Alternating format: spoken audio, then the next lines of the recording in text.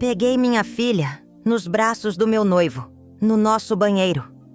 Na mesma casa onde recomecei depois do inferno. Até hoje, o cheiro daquele momento ainda me causa náuseas. Mas o que ela me disse foi pior do que a traição. Você não vai acreditar no que aconteceu depois disso. A última traição começou muito antes daquele banheiro. Muito antes de eu ver minha filha nos braços do meu noivo. Tudo começou naquela casa de muros baixos, em Passa Quatro, onde o silêncio era mais cruel que qualquer grito. Meu nome é Ana Rosa, e por quase 20 anos vivi como sombra. Casada com Valdemar, um homem que todos achavam respeitável, mas que se transformava quando as cortinas fechavam.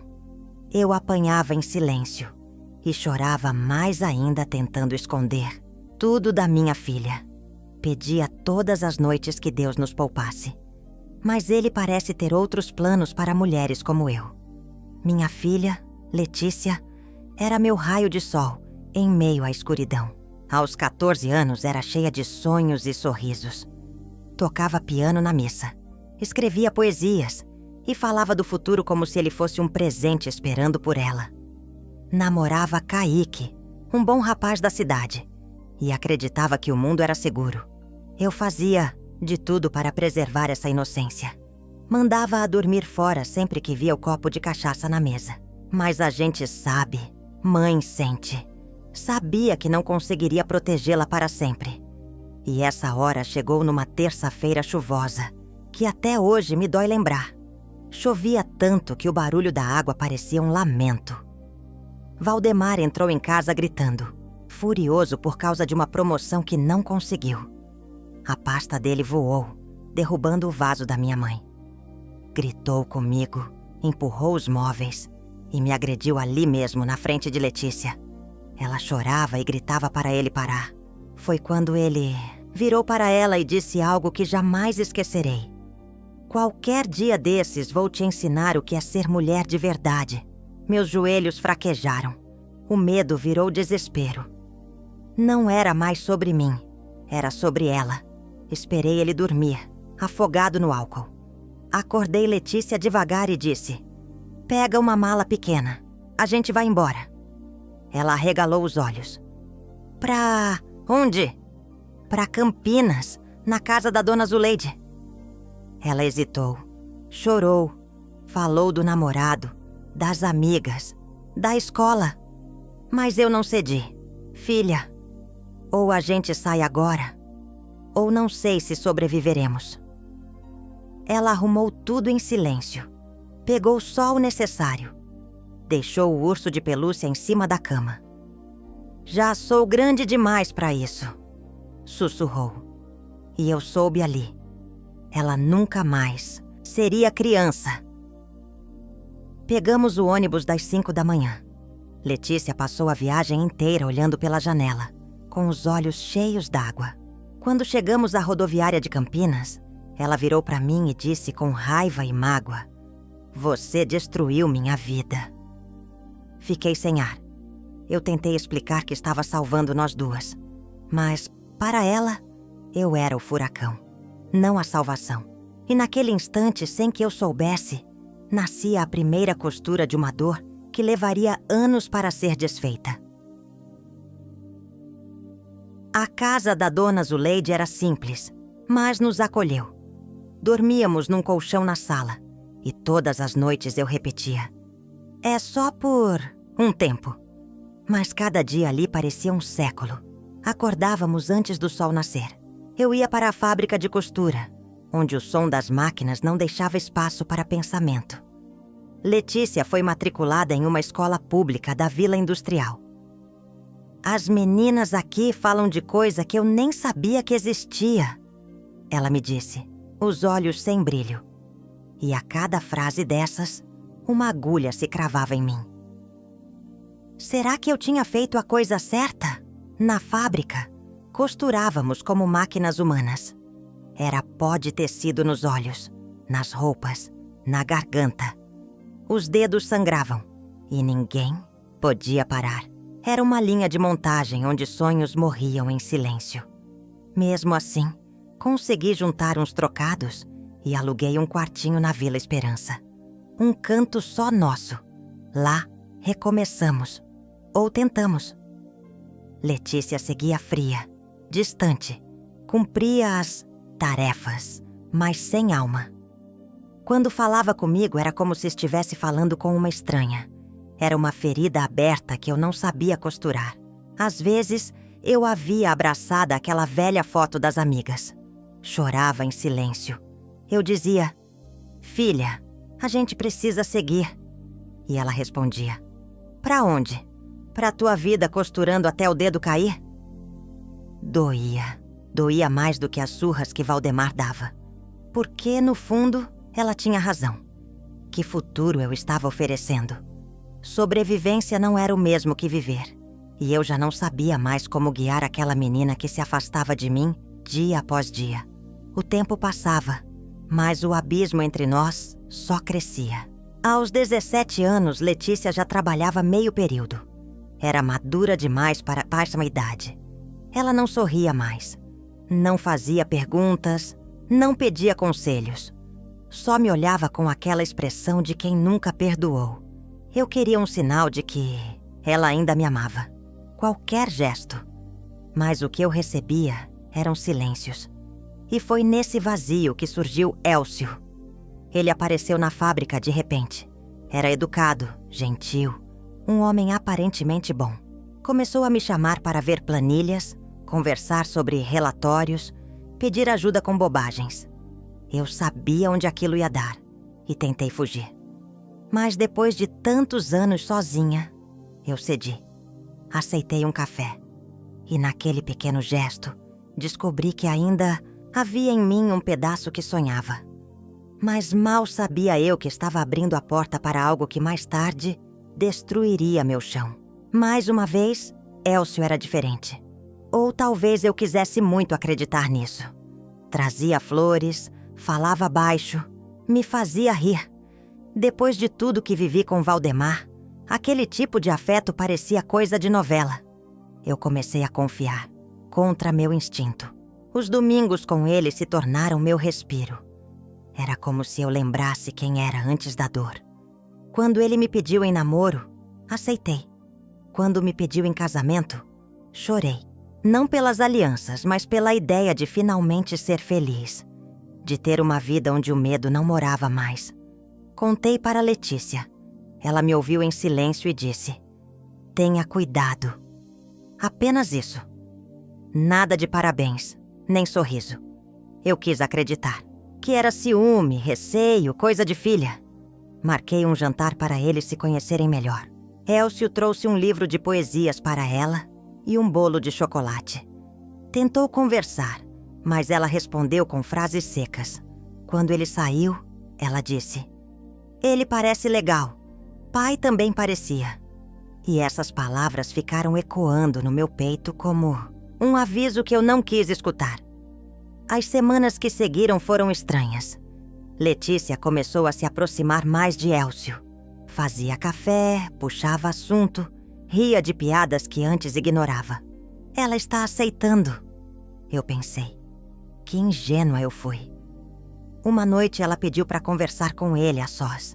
Disse que queria preparar uma surpresa para o casamento. Meu coração se encheu de esperança. Achei que ela fosse cantar ou fazer um discurso bonito. Queria tanto acreditar que estávamos curando nossas feridas. Não fazia ideia de que ela só estava afiando a faca. Naquela tarde, saí para comprar um pedaço de renda para meu vestido. Era simples, mas carregava meus sonhos. Chovia forte. Voltei mais cedo. Quando abri a porta do nosso quartinho, ouvi risadas abafadas vindo do banheiro. Risadas e sussurros. Meu coração gelou.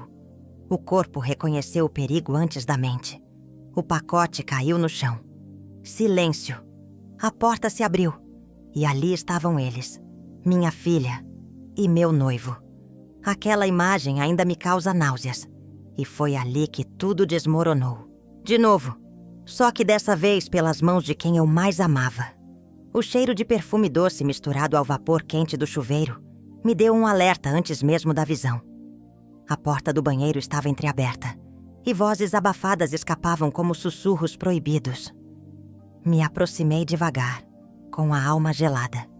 Foi quando abri e vi Letícia nos braços de Elcio, meio despidos, o vapor colando seus corpos e a vergonha grudando nos meus olhos. Senti o estômago virar, a bile subir, uma náusea real, física, que até hoje consigo sentir. A traição diante de mim era mais do que adulta. Era cruel, premeditada. Eu paralisei, e o mundo se desfez, como se o chão tivesse sido arrancado debaixo dos meus pés. Sem voz eu perguntei: há quanto tempo isso está acontecendo? O silêncio foi cortante. Elcio balbuciou algo, mas foi Letícia quem respondeu. 2 semanas. E então, com os olhos gelados, disparou: agora você sabe como é perder tudo de uma vez. Como eu me senti. As palavras me atravessaram como faca. Ela não estava apaixonada. Ela estava me punindo. Tudo aquilo era uma encenação de rancor. E naquele instante percebi que a menina que salvei anos atrás havia desaparecido. Restava uma mulher ferida, armada com mágoas e sede de revanche. Arrume suas coisas. Você tem 15 minutos para sair desta casa. Minha voz saiu firme, mas por dentro eu estava em ruínas. Pela primeira vez, Letícia hesitou. Mãe? Ela sussurrou surpresa. Mas não havia mais espaço para apelos. Você quis agir como adulta. Agora arque com o que isso significa. Me virei para Elcio e disse: amanhã quero a papelada. E depois disso, nunca mais olhe na minha cara. Ele quis argumentar. Tarde demais. O noivo que achei que me salvaria me apunhalou com a minha própria filha. Letícia saiu debaixo de chuva com uma mala na mão e orgulho nos olhos. Não olhou para trás. Elcio hesitou, mas seguiu atrás dela. Eu tranquei a porta, fechei, as cortinas, desci ao chão. Abracei aquele pedaço de renda que seria do meu vestido e chorei como criança. Meu corpo tremia, minha mente queria fugir. Mas tudo o que eu podia fazer era sentir. Sentir a dor mais primitiva que uma mãe pode sentir. A traição de um amor que carregou no ventre. Uma náusea que começou naquele banheiro e nunca mais me abandonaria. Naquela noite, sozinha no banheiro, com as mãos trêmulas e o estômago embrulhado, percebi que a dor de uma traição pode ser pior do que qualquer pancada. Mas mesmo com o mundo desabando, eu escolhi seguir em frente. Se você acha que nenhuma mãe merece passar por isso, curta esse vídeo e deixe seu apoio nos comentários. Sua voz pode fortalecer outras mulheres. Eu também adoro saber de qual cidade está me ouvindo. Na manhã seguinte, abri os olhos com a cara inchada, mas o espírito mais lúcido do que nunca. Procurei um advogado. Denunciei Elcio. Escrevi uma carta para minha filha. Disse apenas o essencial. Você não precisava me ferir para se sentir viva. Mas se um dia entender, estarei aqui. Enviei para a casa de uma amiga dela. Depois, fechei a porta do passado. Pelo menos, era o que eu queria acreditar. Porque certas dores, mesmo dormindo, continuam respirando dentro da gente. Os dias que se seguiram foram de costuras e silêncios. Trabalhei sem parar. Transformei o quartinho em ateliê. Dizia para as vizinhas que estava começando um negócio. Mas, por dentro, eu só tentava sobreviver. Cada ponto que eu dava era como fechar uma ferida. Ou, ao menos, mantê-la sangrando, quieta. Fiz vestidos de noiva, uniformes escolares, fantasias de carnaval. Mulheres vinham, contavam histórias de amor, filhos, dor. E eu escutava. Sem nunca contar a minha. Porque quem já foi traída por quem gerou, aprende a silenciar até O próprio pensamento. Eu ainda fazia bolo no dia do aniversário de Letícia. Colocava uma vela, guardava na geladeira. Presentes que nunca foram entregues enchiam uma gaveta no quarto dos fundos. Às vezes, escrevia cartas que jamais enviei. O nome dela se tornara um sussurro preso na garganta. O tempo passava, mas a falta dela não passava. Só mudava de cor. Me perguntava se ela estava bem, se ainda gostava de livros, se ria das mesmas coisas, mas não procurava. Porque o medo de sangrar de novo era maior que a saudade. O negócio cresceu. Contratei 2 moças, ensinei tudo. Uma delas me chamava de tia. A outra dizia que eu era brava, mas justa. Nunca contei nada sobre o passado. Para elas eu era só Dona Ana, a costureira que fazia milagres com agulha e linha. Até que, numa tarde de setembro, uma chuva forte caiu e alguém bateu à porta. Não era entrega, não era cliente. As batidas eram urgentes, desesperadas. Abri com o coração disparado. E lá estava ela, Letícia, mais magra, mais velha e com um bebê no colo. O olho roxo, os cabelos molhados, o rosto abatido. Ela não disse nada. Eu também não. Mas quando vi o bebê chorando nos braços dela, tudo fez sentido. A dor tinha dado a volta. E agora era ela quem precisava de abrigo. Entre, eu disse, abrindo espaço. Ela hesitou por um segundo e entrou. O tempo parecia ter parado, como se, depois de tudo, ainda fôssemos mãe e filha. Ou pelo menos 2 sobreviventes do mesmo incêndio. Sentou no sofá, exausta. Eu peguei toalhas, preparei sopa, aqueci leite. Fiz tudo em silêncio. Ela me observava como quem vê um fantasma. Você conseguiu! Disse olhando o ateliê. Seu próprio sonho. O bebê, Clara Rosa, chorou mais alto. Ela a acalmou com dificuldade. Eu estendi os braços. Vai tomar banho. Eu cuido dela. E ali, enquanto ninava aquela criança, percebi. Mesmo depois de tudo, eu ainda sabia ser mãe. Talvez fosse a única coisa que nunca esqueci como fazer. Na madrugada fria, Letícia sentou ao meu lado com os cabelos ainda úmidos. Mãe, eu entendo agora. Foram as únicas palavras que disse por um tempo, mas elas quebraram o silêncio de 10 anos. Ela me contou tudo entre goles de chá e soluços abafados. Como viveu pulando de quarto em quarto, como conheceu Gerson e como, pouco a pouco, ele se tornou uma cópia de Valdemar. Ciumento. Violento, frio. Como ela acreditou que a filha mudaria tudo. Mas não mudou, só piorou.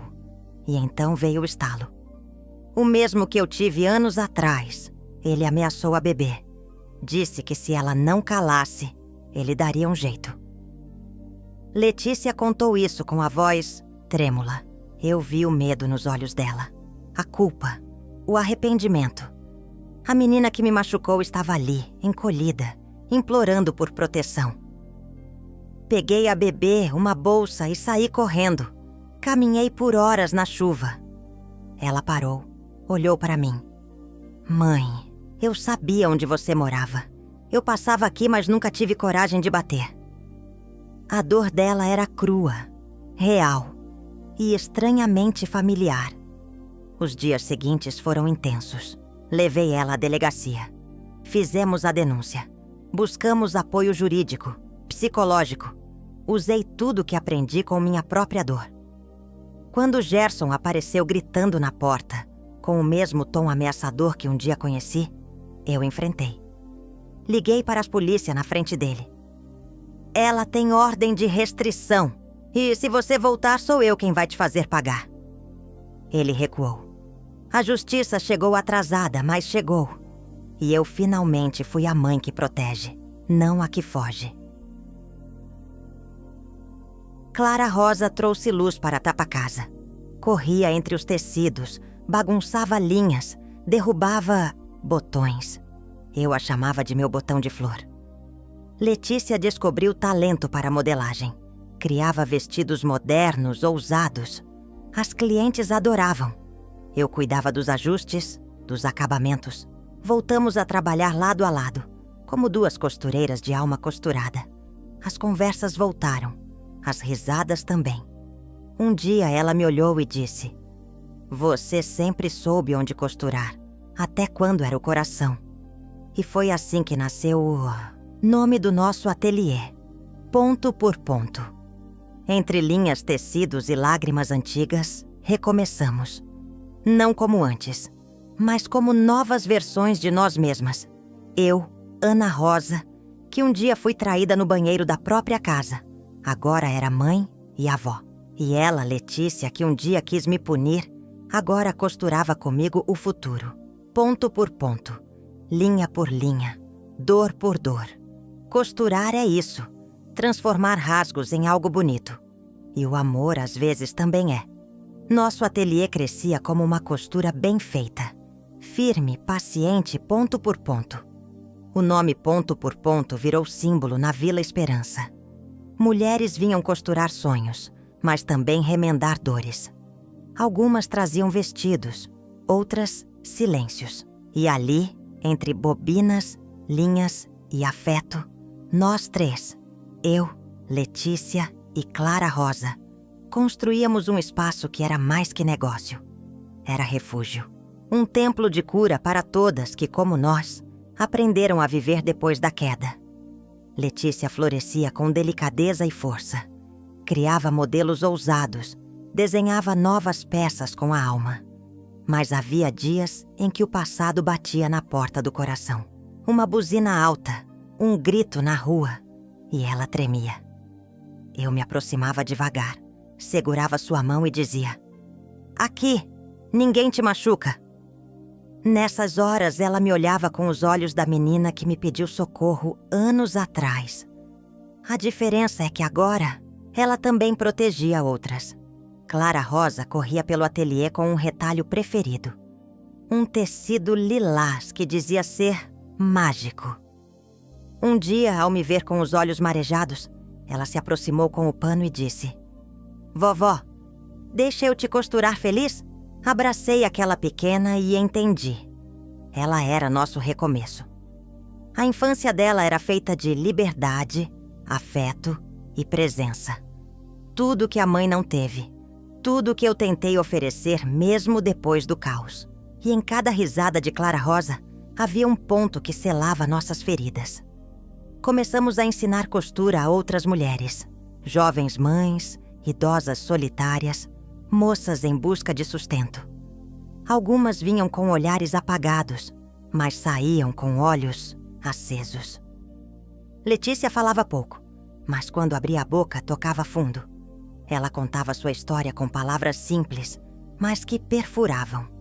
E eu via nas alunas a mesma esperança que um dia tentei resgatar em mim. Ali, nosso ateliê se tornou uma corrente de reconstrução. Um ninho onde feridas viravam força. As noites eram suaves. Jantávamos juntas, víamos novelas antigas, ríamos de piadas bobas.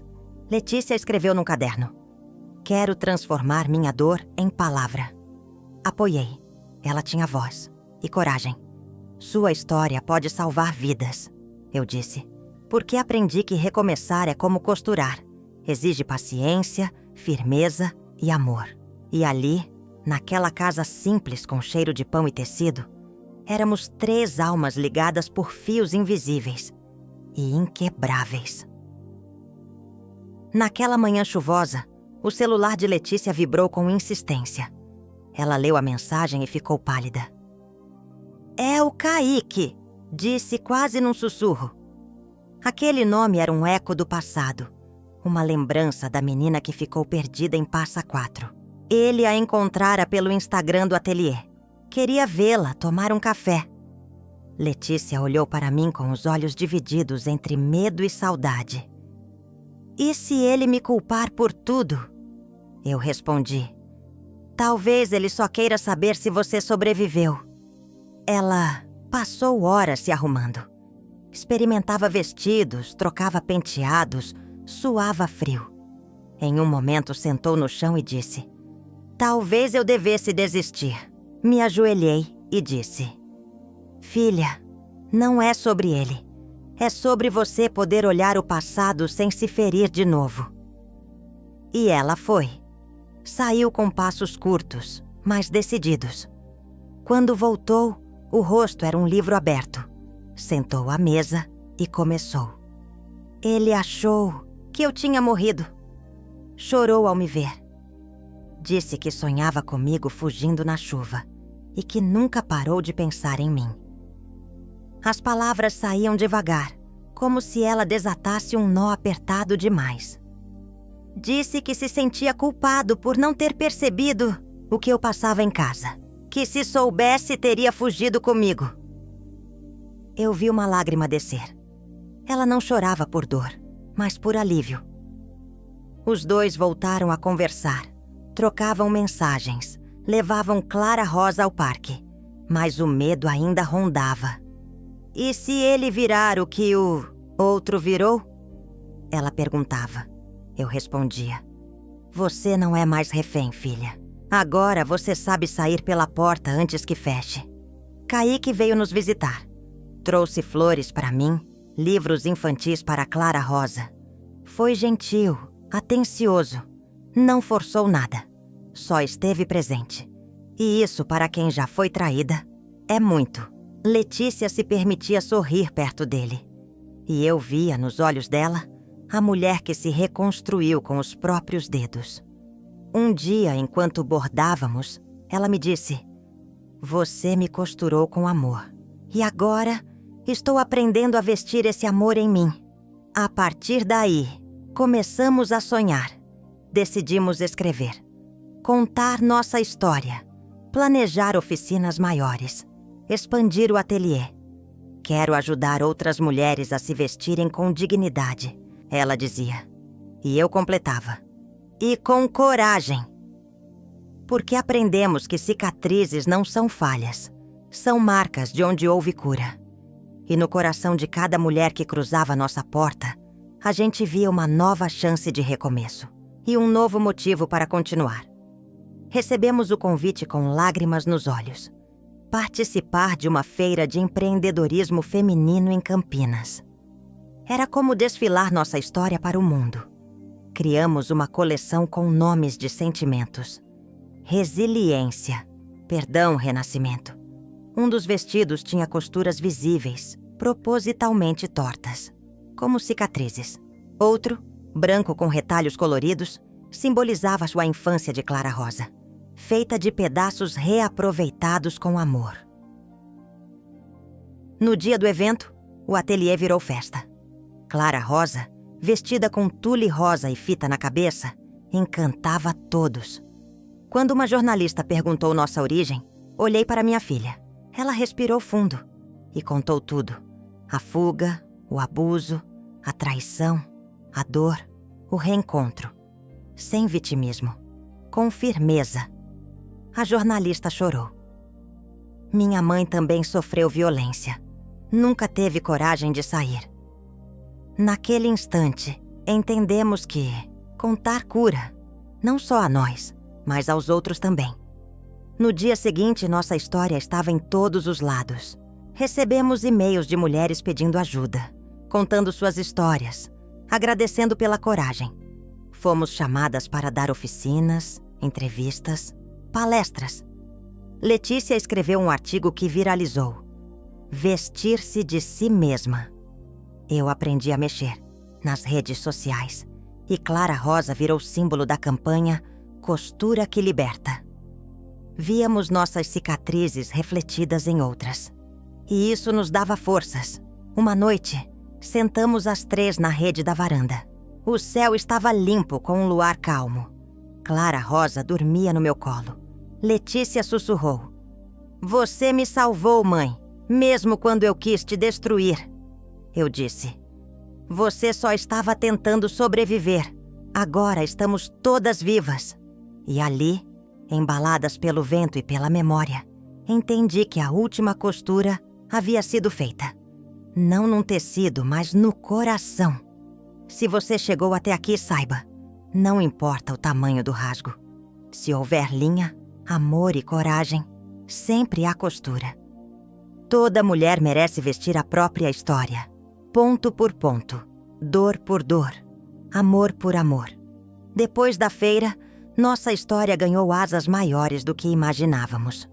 Fomos convidadas para participar de um documentário sobre mulheres que transformaram dor em ação. No set de gravação, luzes, câmeras e silêncio. Quando Letícia falou sobre o banheiro, o ar pareceu parar. Quis que minha mãe sentisse o que eu sentia. Mas o que eu queria, de verdade, era que ela não tivesse me deixado sozinha. Eu ouvi em silêncio. Uma lágrima escorreu. Não de dor, mas de libertação. Clara, Rosa com 4 anos, já começava a fazer perguntas mais profundas. Mamãe, por que a senhora chorava quando eu era bebê? E Letícia, com serenidade, respondia: porque eu estava descobrindo como é bom ser feliz. A menina ouvia, pensativa, e depois sorria. Estava crescendo entre verdades ditas com coragem. Verdades que doeram, sim, mas que também curavam. E eu sentia orgulho por ver minha neta nascendo em um mundo onde a dor é falada e não escondida.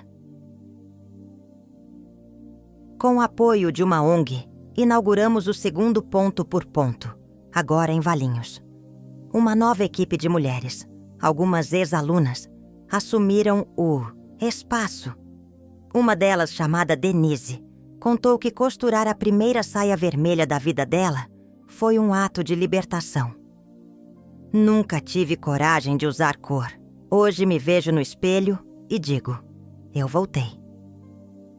Essas histórias nos mostravam que o ateliê era mais que um lugar de corte e costura. Era um ponto de partida para quem quer viver de novo.